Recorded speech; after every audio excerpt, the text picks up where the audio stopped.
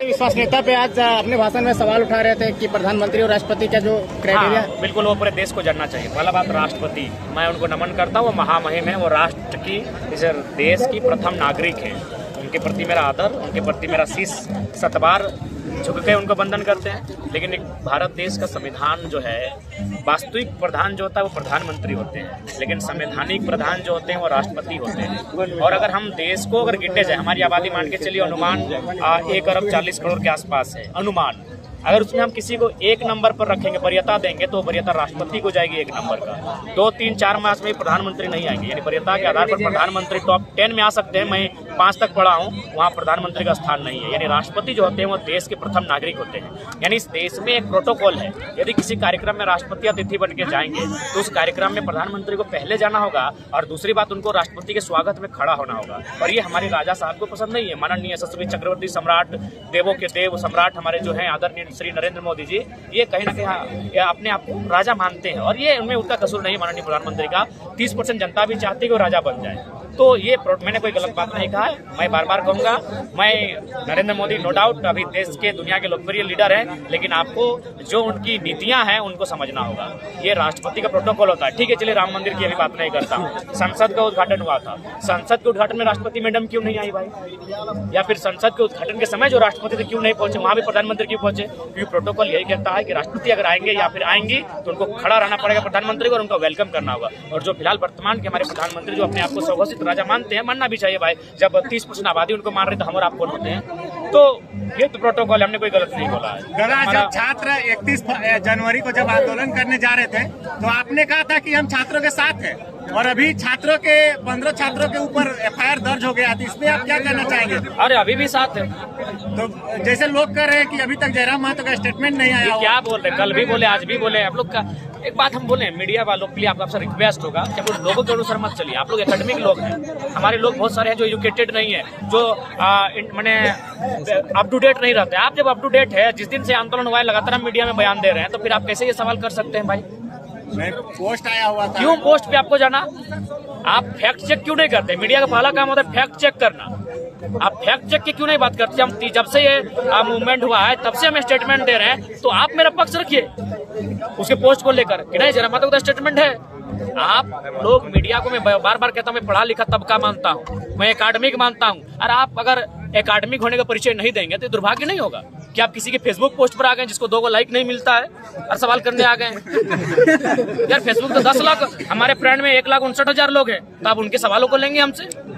आपको लगे genuine fact को जांच करने के बाद सवाल को लीजिए। जब इस मुद्दे पर हम स्टैंड दे चुके हैं, बयान दे चुके हैं, अपने संबोधन में बयान दे चुके हैं, मुझे नहीं लगता सवाल है। जयराम जी, आपके पास कोई ऐसा प्रूफ है कि आप कहते हैं कि इसके लिए आपको क्या बोलिए? जयराम जी, आपके पास क्या ऐसा प्रूफ है कि आप बोलते हैं कि इसका ऑस्ट्रेलिया में कपड़ा का दुकान इसके पास इतना है कि बस जनता को भड़काने के लिए सब बातें? नहीं, ये सच्चाई है, आप भी जानते हैं। अच्छा एक बात बताइए, जिसके पास सत्ता है, जिसके पास शक्ति है, क्या वो अपने लिए दाग छोड़ेगा? तो ये आपको अनुमान है, अनुमान नहीं, ये सच्चाई है। हाँ, आप चाहेंगे तो हम लोग आपका ऑस्ट्रेलिया में जो लोग उस कार्य को देखभाल कर रहे हैं, फिर जो लोग 700 हाईवा को टेक ओवर कर रहे हैं, उनसे टेलीफोनिक बात करनी है। ये तो मीडिया का काम है, ये बात मीडिया से ही आउटपुट हो के आई, तो मीडिया को क्लियरफाई कर देना चाहिए। दादा, हमारे पड़ोसी राज्य बिहार में लगातार आप वो काम कीजिए, जयराम महतो अकेले कहाँ जाएगा? 2 गो पाँव, 2 गो हाथ, 2 गो आँख, वहाँ आप क्या कर रहे हैं? आप हमारे संगठन का विस्तार कीजिए।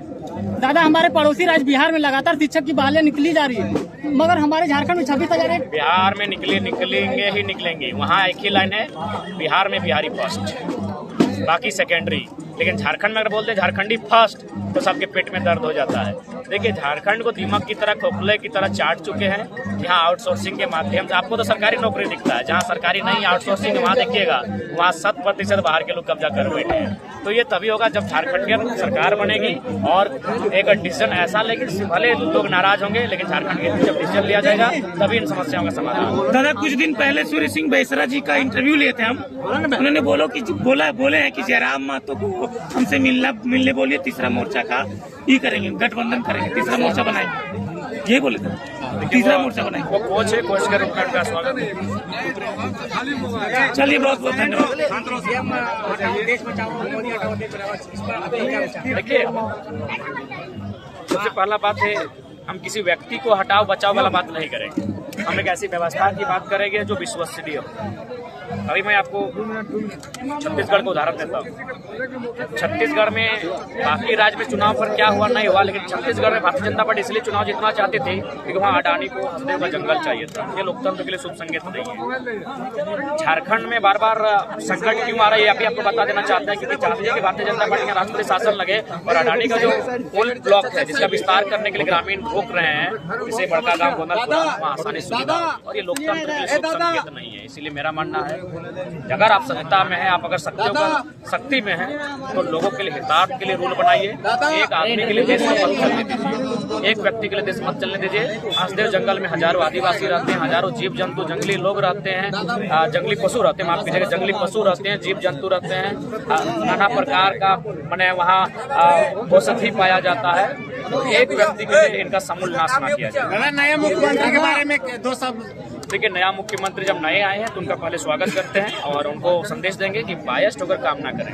अगर एसआईटी का गठन हो तो पेपर लीक हो रहा है उनके लिए हो, ना कि जो छात्र आंदोलन कर रहे हैं उनके लिए हो। ये ऐसे में आपको भविष्य में लोग कहीं ना कहीं डरा हुआ मानेंगे कि आप छात्रों से डर गए। आप बायस्ड होकर काम ना करें, जो आपकी आलोचना भी करें ना उसकी सुनिए और उसका समाधान करने की चेष्टा कीजिए। यही राज्य के मुखिया का कर्तव्य होता है, यही देश के मुखिया प्रधानमंत्री का कर्तव्य होता है। जयराम महतो अपने भाषण के दौरान बोलते बोलते गुस्सा क्यों जाते, इतने गुस्सेले क्यों हो जाते हैं? टाइगर है, टाइगर नाम कह दिया गया, पहले पता नहीं है कि नहीं, गुस्सा होना स्वाभाविक है।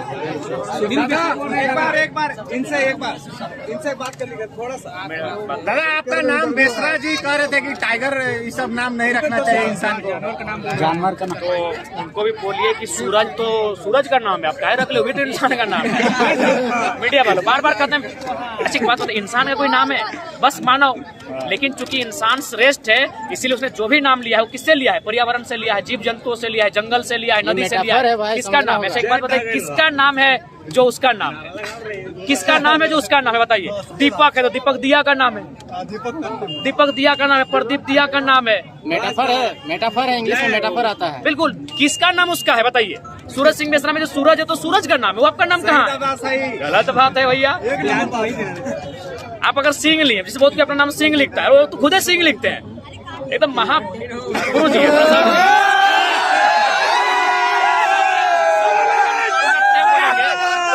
बताइए। इतने आज सिंह बेसरा को लोग पढ़ा लिखा बहुत आदर वाले व्यक्ति मानते हैं, अगर उनको टाइगर नाम से आपत्ति है तो उनको भी सिंह नाम अपना हटा लीजिए सरनेम से। सिंह का मतलब शेर होता है, टाइगर बाघ से आपको दिक्कत है, लेकिन शेर नाम खुद आपके सरनेम में है। दिल्ली का जो सभा हुआ था उसमें वो बोले थे कि हम जयराम महतो को सीएम बनाएंगे 2024 का मुख्यमंत्री जयराम महतो, लेकिन फिर ऐसा क्या हुआ जो अचानक से? देखिए, अगर गुरु जी थोड़ा सा है, अगर आप उनके करीब चल जाएगा तो उत्तम को भी सीएम बनाएंगे। दादा एक बार बता दादा इनका बात थोड़ा सा। हाँ, सुन लेंगे। Media of camera